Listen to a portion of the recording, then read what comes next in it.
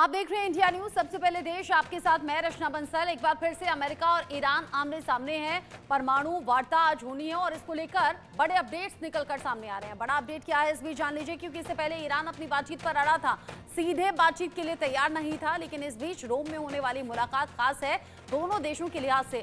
America और Iran के बीच में आज परमाणु वार्ता होनी है और वार्ता के लिए रोम पहुंच रहे हैं अरागची। रोम में ओमान के दूतावास में ये वार्ता होनी है। अमेरिका और ईरान के बीच दूसरे दौर की वार्ता है। इससे पहले दौर की बातचीत हो चुकी है दोनों के बीच में। ओमान में पहले दौर की बातचीत हुई थी और अब रोम में दोनों के बीच में दूसरे दौर की बातचीत होनी है। हालांकि पहली बातचीत किसी नतीजे तक नहीं पहुंची थी। अमेरिका ने साफ तौर पर ईरान को चेताया था और ईरान ने सीधे कह दिया था कि धमकियों से हम डरने वाले हैं नहीं। परमाणु को लेकर कोई समझौता होने वाला है कि परमाणु प्लान को रोकने की बात अमेरिका ने ईरान को कही थी, लेकिन ईरान उसके लिए पूरी तरह से तैयार नहीं था। साथ ही साथ ये भी कह दिया था कि डरने या धमकियों से घबराने वाले हम हैं नहीं। ऐसे में वार्ता के लिए अरागची पहुंच गए हैं रोम और अमेरिका और ईरान के बीच में आज ये दूसरे दौर की बातचीत होनी है। इससे पहले ओमान में पहले दौर की बातचीत दोनों देशों के बीच में हो चुकी है। लेकिन सवाल ये कि अमेरिका और ईरान सिर्फ दो देशों का ये जिक्र नहीं है। अमेरिका और इजराइल एक साथ हैं। इजराइल की ईरान से टसल है और ऐसे में अमेरिका जो कि आंख बंद करके ईरान को धमकियां दे रहा है और इजराइल को सपोर्ट कर रहा है। इजराइल अगर सीधे तौर पर ईरान से टकराता है तो अमेरिका का बैकअप होगा। ईरान इन सभी बातों को समझता भी है, जानता भी है, लेकिन बावजूद इसके डोनाल्ड ट्रंप को भी पिछले दिनों धमकी ईरान की तरफ से आई थी और अब इन सभी धमकियों के बीच में, इन सभी अपडेट्स के बीच में आज की मुलाकात खास होने वाली है। रोम में आखिर क्या है? इससे पहले ओमान में पहले दौर की बातचीत हो चुकी है, आज रोम में दूसरे दौर की बातचीत होनी है। अमेरिका और ईरान के बीच में दूसरे दौर की बातचीत बड़ी खास है। न्यूक्लियर डील पर दोनों देशों के बीच में मंथन होना है। यहाँ विटकॉफ और अब्बास अरागची के बीच में ये बातचीत होगी। 12 अप्रैल को पहले दौर की बातचीत हुई थी, लेकिन ये नहीं कह सकते कि किसी नतीजे पर पहुंची थी। वार्ता की मध्यस्थता ओमान के विदेश मंत्री ने उस दौरान की थी। एक दशक बाद एटमी डील पर पहली ये आधिकारिक वार्ता थी और आज उसी मीटिंग में कह सकते हैं कि सेकंड पार्ट ये है। पहले दौर की बातचीत ओमान में हुई थी, आज दूसरे दौर की बातचीत होनी है रोम में और उसके लिए दोनों देशों की तरफ से इनिशिएटिव तो लिया जा रहा है, लेकिन बातचीत क्या हो पाएगी एटमी डील पर, ये करीब करीब एक दशक बाद पहली आधिकारिक वार्ता है। सवाल यह कि जिस तरीके से यहाँ पर अमेरिका ईरान को न्यूक्लियर डील पर समझा रहा है या फिर इस प्रोग्राम को रोकने की बात कर रहा है, क्या ईरान मान पाएगा?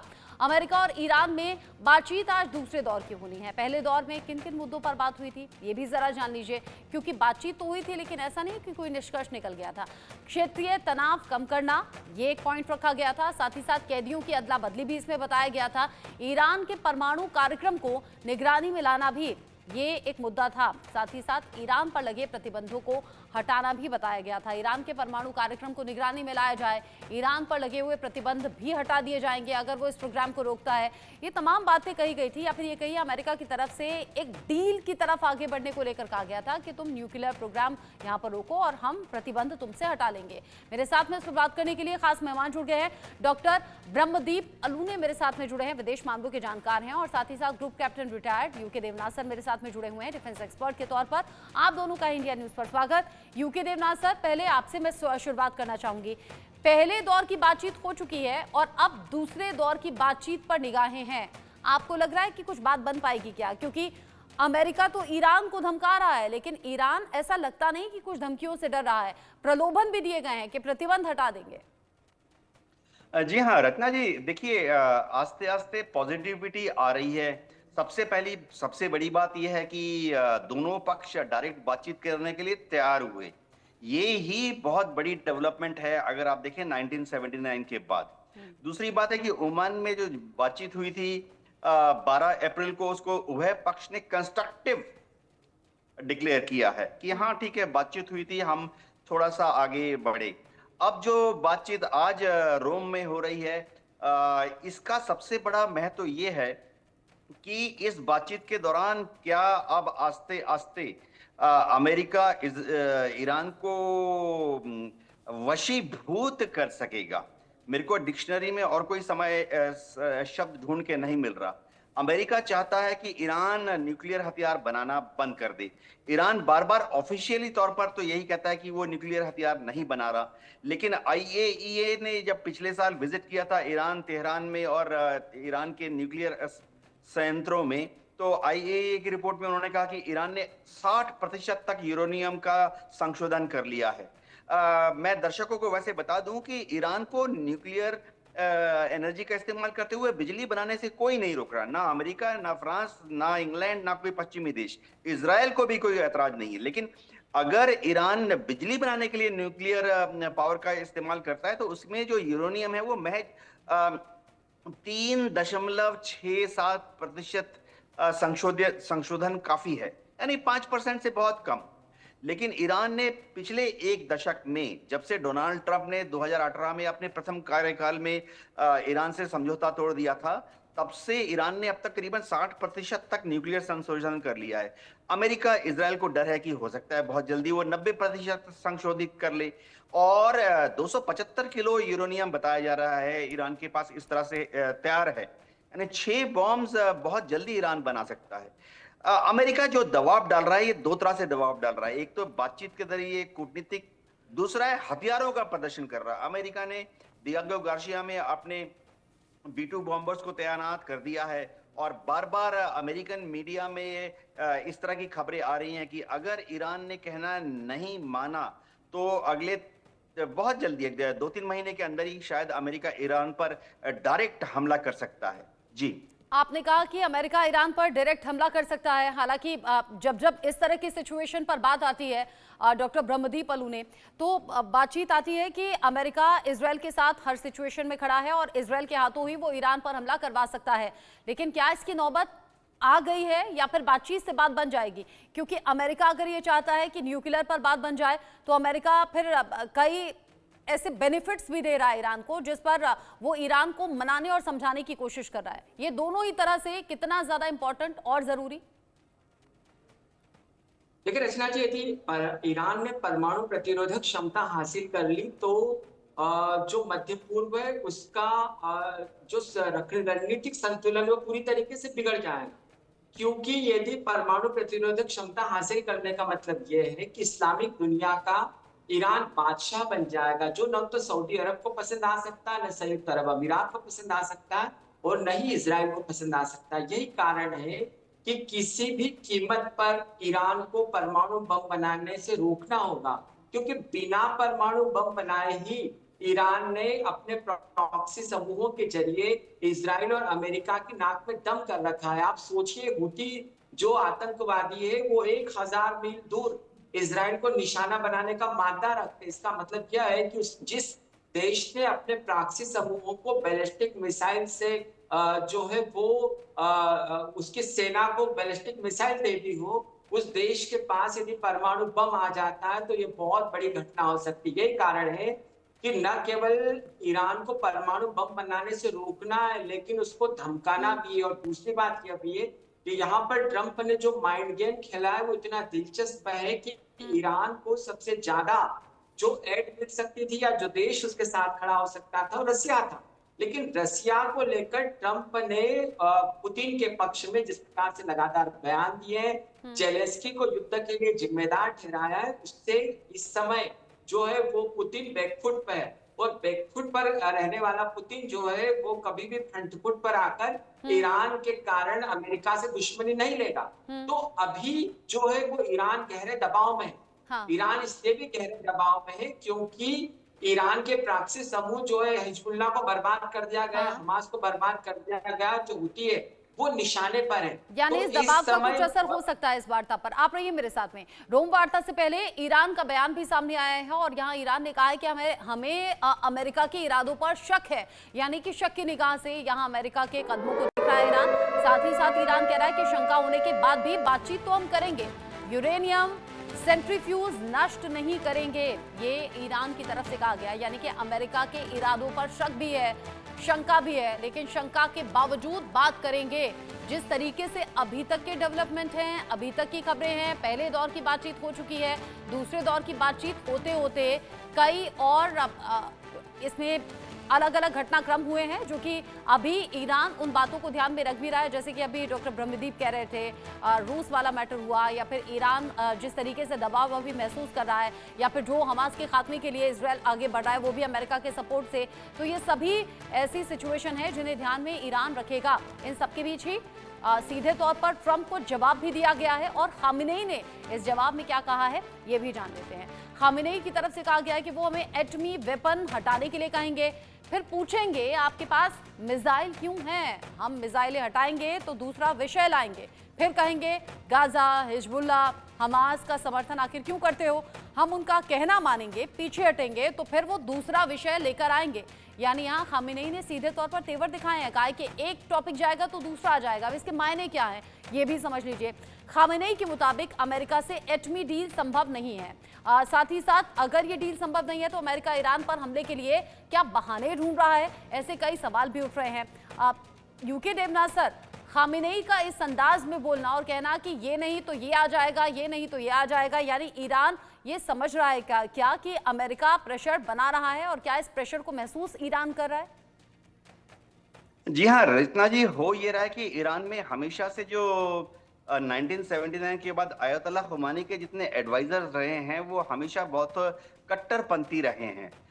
हम बोले तो हम गरम दल का इस्तेमाल कर सकते हैं शब्द। लेकिन अच्छी बात यह है कि अब राष्ट्रपति पेजेश्कियन वहां पर हैं, और पेजेश्कियन जो है थोड़ा ज्यादा नरम है, मॉडरेट हैं, यूरोपियन देशों में घूम चुके हैं। तो हम पेजेश्कियन को थोड़ा सॉफ्ट डिप्लोमेटिक अंदाज से नरम दल भी बोल सकते हैं। तो जो बात अभी हो रही है ये समझना पड़ेगा कि अभी जो बात हो रही है इसको पेजेश्कियन गाइड कर रहे हैं। ये ऐसा क्या हुआ पिछले 40-50 साल में कि अचानक से ईरान ने अमेरिका से डायरेक्टली बातचीत करने के लिए हामी भर दी? इसका बहुत बड़ा कारण है कि पिछले साल पेजेश्कियन वहां के प्रेसिडेंट बनकर आए, और पेजेश्कियन जो हैं वो जो ईरान का जो कट्टरपंथी दल है उनको समझा रहे हैं लगातार कि अगर ईरान एक न्यूक्लियर हथियार बना भी लेगा तो करेगा क्या। मान लीजिए अगर थ्योरेटिकली मान ले कि ईरान जो है न्यूक्लियर संशोधन 90% तक यूरेनियम का कर लेता है, और 275 केजी अगर यूरेनियम है तो समझिए 6 बॉम्ब बना लेता है, तो करेगा क्या उसका? कुछ भी नहीं, क्योंकि वो गलती से भी किसके खिलाफ इस्तेमाल करेगा? सिर्फ इजराइल पर अगर उसने गलती से एक न्यूक्लियर हथियार दाग दिया तो इजराइल के पास तो 70 न्यूक्लियर बॉम्ब पड़े हैं, और इजराइल जो है जो सेकंड काउंटर स्ट्राइक करेगा उसमें वो ईरान के ऊपर 70 न्यूक्लियर बॉम्ब दाग देगा। तो मैड यानी MAD यानी म्यूचुअली अश्योर्ड डिस्ट्रक्शन वाला फार्मूला लागू हो जाता है। तो पेजेश्कियन इस चीज को अपने जो कट्टरवादी यानी गरम दल कूटनीतिज्ञ और राजनीतिज्ञ हैं उनको बार बार समझा रहे हैं। हाँ, पेजेश्कियन ने ये कहा है कि अमेरिका को इस तरह की गारंटी देनी पड़ेगी कि अगर ईरान ने न्यूक्लियर हथियार नहीं बनाए क्या अमेरिका और ज्यादा ईरान को टाइट करेगा? नहीं। ऐसी गारंटी का रूप या प्रतिरूप कैसे होगा, इसी को लेकर रोम में बातचीत हो रही है। अच्छा ब्रह्मदीप जी, अगर अमेरिका ईरान को या ये कह लीजिए प्रलोभन देकर समझा रहा है, या फिर धमकी देकर समझा रहा है, या फिर ये बता रहा है कि अमेरिका से टकराना ईरान के लिए नुकसानदायक होगा, अमेरिका के इसमें सीधे सीधे उद्देश्य क्या नजर आ रहा है आपको? क्या इजराइल भी उसके दिमाग में है? देखिए रचना जी, बड़ा दिलचस्प सवाल है। अमेरिका के राष्ट्रपति ट्रंप न केवल एक प्रेसिडेंट है लेकिन वो बहुत बड़े सौदागर है, बहुत बड़े व्यापारी है, और ईरान जो है वो तेल और ऊर्जा का बहुत बड़ा भंडार है। अभी तक अमेरिकी जो ईरान के प्रभाव में जो अमेरिका है वो यमन से भी दूर है, वो लेबनान से भी दूर है, वो बहुत सारी जगह से दूर है। मतलब ईरान का कमजोर होना या ईरान का घुटने टेक देना यह सुनिश्चित करेगा कि जो शियाओं की दुनिया है, जो शिया मुसलमानों की बादशाही है, उसमें सेंध लग जाएगी। और यहाँ पर देखिए ट्रंप ने एक मॉडल रखा था फिलिस्तीन में गजा पर, जहां पर उन्होंने कहा था कि इस इलाके को डेवलप किया जाएगा। लेबनान का जो हिजबुल्लाह के पास इलाका है वो बहुत ही खूबसूरत इलाका है, जहां पर एक दौर में उसको यूरोप कहा जाता था, यूरोप का एक पार्ट कहा जाता था लेबनान के जो इलाके। यमन जो है, यमन में हुती विद्रोही जो है उनका प्रभाव पूरी तरीके से लाल सागर पे, और वो जो लाल सागर पे अमेरिकी उनको जहाजों को निशाना बना रहे हैं, उससे अमेरिका को निरंतर बहुत नुकसान हो रहा है, और वो स्वेज नहर की ओर से नहीं होकर दक्षिण अफ्रीका जाके वहां से जहाज घूम के आने के लिए मजबूर कर दिए गए हैं।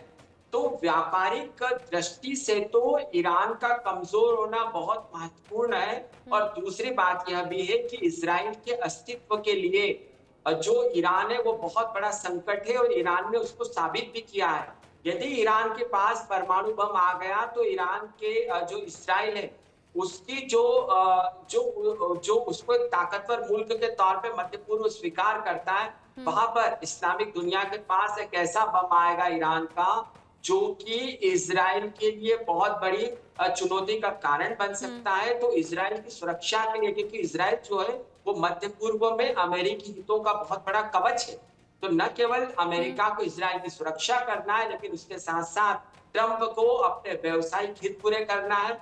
जो यानी आप कह रहे हैं कि बतौर राष्ट्रपति भी ये जिम्मेदारी वो समझ रहे हैं, और बतौर बिजनेसमैन भी उनके दिमाग में बहुत सी चीजें चल रही हैं। वो अमेरिका और अपने बारे में तो सोच ही रहे हैं, लेकिन वो इजराइल के लिए भी सोच रहे हैं, ताकि व्यापारिक जो उनके रिश्ते हैं या जो व्यापार है वो ठीक से फले फूले। आप रहिए मेरे साथ में दोनों ही।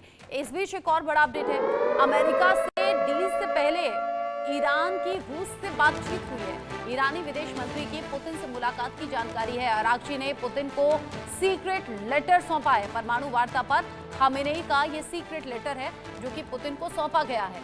यानी इस बातचीत से पहले, ये जो दूसरे दौर की बातचीत है, इससे पहले अरागची ने पुतिन को एक सीक्रेट लेटर सौंपा है। अब ईरान से ये क्या लेटर गया है, या फिर क्या रूस को संदेश पहुंचाना है, क्या पुतिन को कहा गया है, ये तमाम सवाल बने हुए हैं। ईरान की रूस से चर्चा क्या हुई है और सीक्रेट लेटर में क्या है, ये दर्शकों को हम थोड़ा बता देते हैं। खामेनेई ने पुतिन को एक लेटर भेजा है, और ये सीक्रेट लेटर है, पुतिन तक संदेश पहुंचाना, और वो भी तब जब अमेरिका से बातचीत होनी है, उससे ठीक पहले।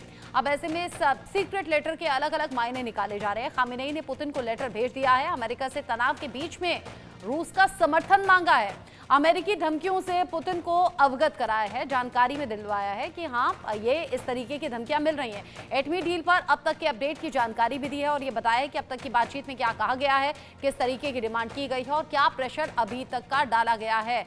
पुतिन को दिया गया ये लेटर यूके देवनाथ सर क्या काम कर पाएगा क्या? अभी ब्रह्मदीप जी कह रहे थे कि ऐसा नहीं है कि रूस बड़ा डटकर खड़ा हो जाएगा, वो अपना भी देखेगा, क्योंकि रूस यूक्रेन युद्ध पर भी तो डोनाल्ड ट्रंप कह चुके हैं कि अगर दोनों देश ही शांति नहीं चाहते तो फिर हम इस पीस डील से पीछे हट जाते हैं। इधर ईरान ने पुतिन तक ये सीक्रेट लेटर पहुंचा दिया, कोई बातचीत पर फर्क पड़ेगा क्या?